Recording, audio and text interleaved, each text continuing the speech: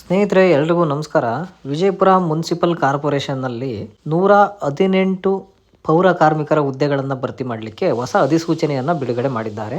2026 ಹೊಸ ರಿಕ್ವೈರ್ಮೆಂಟ್ ಬಂದಿದೆ. ಸೊ 118 ಪೋಸ್ಟ್ಗಳ ಬಗ್ಗೆ ಸಂಪೂರ್ಣವಾಗಿ ವಿವರವನ್ನು ಈ ಒಂದು ವಿಡಿಯೋದಲ್ಲಿ ತಿಳ್ಕೊಳ್ಳೋಣ.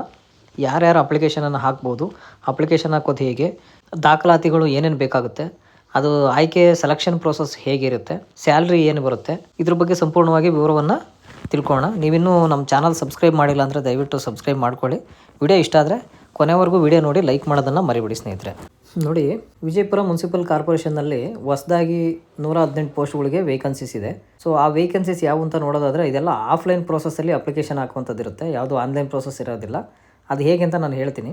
ಸೊ ಮೊದಲು ಅಪ್ಲಿಕೇಶನ್ನು ಸ್ಟಾರ್ಟ್ ಆಗಿರೋ ಡೇಟು ಜೂನ್ 10ನೇ ತಾರೀಕಿಂದ ಓಪನ್ ಆಗಿದೆ. ಆದರೆ ಅಪ್ಲಿಕೇಶನ್ ಫಾರ್ಮನ್ನು ಕೊಡ್ತಾ ಇರೋದು ನಿಮಗೆ 15ನೇ ತಾರೀಕು ಜೂನಿಂದ ಕೊಡ್ತಾ ಇದ್ದಾರೆ.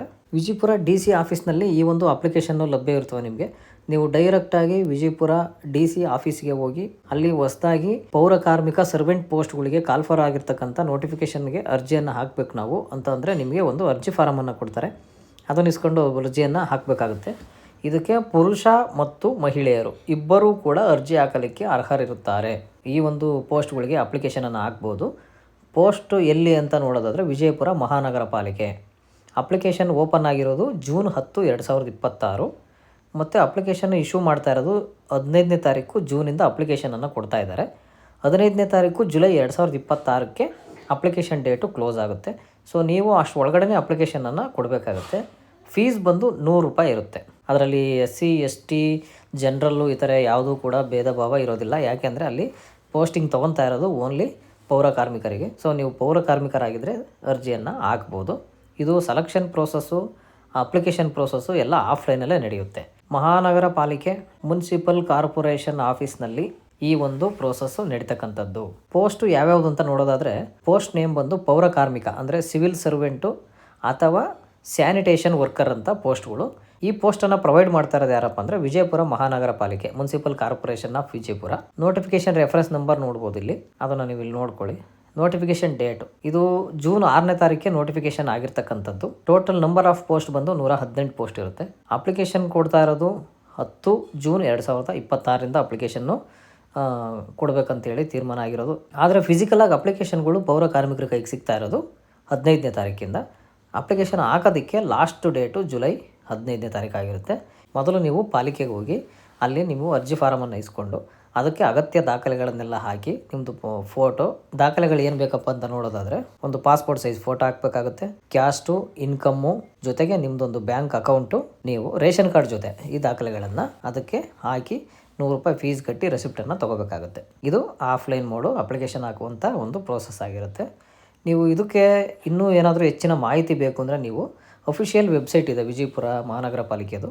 ನೀವು ಅಲ್ಲಿ ವಿಜಯಪುರ ಕಾರ್ಪೊರೇಷನ್ ಅಂತ ಆನ್ಲೈನಲ್ಲಿ ಸರ್ಚ್ ಮಾಡಿದ್ರೆ ಗೂಗಲಲ್ಲಿ ಮೊದಲನೇ ಆಪ್ಷನ್ನೇ ಬರುತ್ತೆ. ನೀವು ಅದನ್ನು ಕ್ಲಿಕ್ ಮಾಡೋದ್ರ ಮೂಲಕ ಈ ಒಂದು ವಿಜಯಪುರ ಸಿಟಿ ಕಾರ್ಪೊರೇಷನ್ ನೋಟಿಫಿಕೇಷನ್ ಏನಿದೆ ಅದನ್ನು ನೀವು ನೋಡಿ ತಿಳ್ಕೊಬೋದು. ಅದೇ ವಿಜಯಪುರ ಮುನ್ಸಿಪಲ್ ಕಾರ್ಪೊರೇಷನ್ ರಿಕ್ರೂಟ್ಮೆಂಟಿಂದು 2026 ಇಂಪಾರ್ಟೆಂಟು ಡೇಟ್ಸ್ ಅಂತ ಕೊಟ್ಟಿದ್ದಾರೆ. ನಾನು ಈಗಾಗಲೇ ಹೇಳಿದ್ದೀನಿ. ಸೊ ಕಂಪಲ್ಸರಿಯಾಗಿ ಯಾವುದೇ ರೀತಿ ಅರ್ಜಿಯನ್ನು ಮುಂದೂಡಿಕೆ ಇರೋದಿಲ್ಲ. ಈಗಾಗಲೇ ಡೇಟ್ ನೋಡಿದ್ದೀವಿ, ಸ್ಕ್ರೀನ್ ಮೇಲೆ ಕಾಣ್ತಾ ಇದೆ, ನೀವು ನೋಡಿರ್ಬೋದು. Notification date 6 June, application start ಆಗಿರೋದು 10 ಜೂನು, ಅಪ್ಲಿಕೇಶನ್ ಲಾಸ್ಟ್ ಡೇಟ್ ಆಗೋದು 15 ಜೂನು. ನೋಡಿ, ಆವಾಗಲೇ ಹೇಳಿದಾಗೆ ನೋಟಿಫಿಕೇಷನ್ ಕವರ್ಸ್ 118 ಪೌರ ಕಾರ್ಮಿಕ ಅಂದರೆ ಸಿವಿಲ್ ಸ್ಯಾನಿಟೇಷನ್ ವರ್ಕರ್ 118 ಪೌರ ಕಾರ್ಮಿಕ ಪೋಸ್ಟ್ಗಳು. ಇವು ವಿಜಯಪುರ ಮಹಾನಗರ ಪಾಲಿಕೆ ಅಂಡರ್ ಬರ್ತಕ್ಕಂಥವು. ಇವು ಸಂಪೂರ್ಣವಾಗಿ ಸರ್ಕಾರಿ ಹುದ್ದೆಗಳಾಗಿರ್ತವೆ, ಯಾವುದೇ ರೀತಿ ಪ್ರೈವೇಟ್ ಹುದ್ದೆಗಳಲ್ಲ. ಇನ್ನು ಅಪ್ಲಿಕೇಶನ್ ಹಾಕೋದಕ್ಕೆ ಈಗಾಗಲೇ ನಾನು ಹಿಂದೆನೇ ಹೇಳಿದ್ದೀನಿ, ಕ್ಯಾಸ್ಟು, ಇನ್ಕಮ್ಮು ಕಡ್ಡಾಯವಾಗಿ ಬೇಕಾಗುತ್ತೆ. ಜೊತೆಗೆ ಬ್ಯಾಂಕ್ ಪಾಸ್ಬುಕ್ ಬೇಕು. ಈ ಎಕ್ಸ್ಪೀರಿಯನ್ಸ್ ಹ್ಯಾಂಡ್ಗಳು ಏನಾದರೂ ಇದ್ದರೆ ಅದೊಂದು ಎಕ್ಸ್ಪೀರಿಯನ್ಸ್ ಲೆಟರ್ ಇಟ್ಕೊಂಡ್ರೆ ಇನ್ನೂ ತುಂಬ ಅನುಕೂಲ ಆಗೋಂಥ ಸಾಧ್ಯತೆ ಇರುತ್ತೆ. ಸೊ ಇದಕ್ಕೆ ಯಾವುದು ಲಿಖಿತವಾಗಿ ಯಾವುದೇ ರೀತಿಯಾದಂಥ ಪರೀಕ್ಷೆ ಇರೋದಿಲ್ಲ. ಸೊ ನೇರವಾಗಿ ಮುನ್ಸಿಪಲ್ ಆಫೀಸ್ ಕಾರ್ಪೊರೇಷನ್ನು ಕಡೆಯಿಂದ ಅರ್ಜಿ ತಗೊಂಡು DC ಆಫೀಸ್ನಲ್ಲೇ ಸೆಲೆಕ್ಷನ್ ಮಾಡ್ತಕ್ಕಂಥ ಪ್ರೋಸೆಸ್ ನಡೆಯುತ್ತೆ. ಸ್ನೇಹಿತರೆ, ಇವೆಲ್ಲ ಪೋಸ್ಟ್ಗಳು ಕೂಡ ಪೂರ್ತಿ ಸರ್ಕಾರಿ ಹುದ್ದೆಗಳಾಗಿರ್ತವೆ, ಯಾವುದೇ ರೀತಿ ಪ್ರೈವೇಟ್ ಹುದ್ದೆಗಳಾಗಿರೋದಿಲ್ಲ. ಇದಕ್ಕೆ ಯಾವ ಕ್ವಾಲಿಫಿಕೇಷನ್ ಅಗತ್ಯವೂ ಇಲ್ಲ.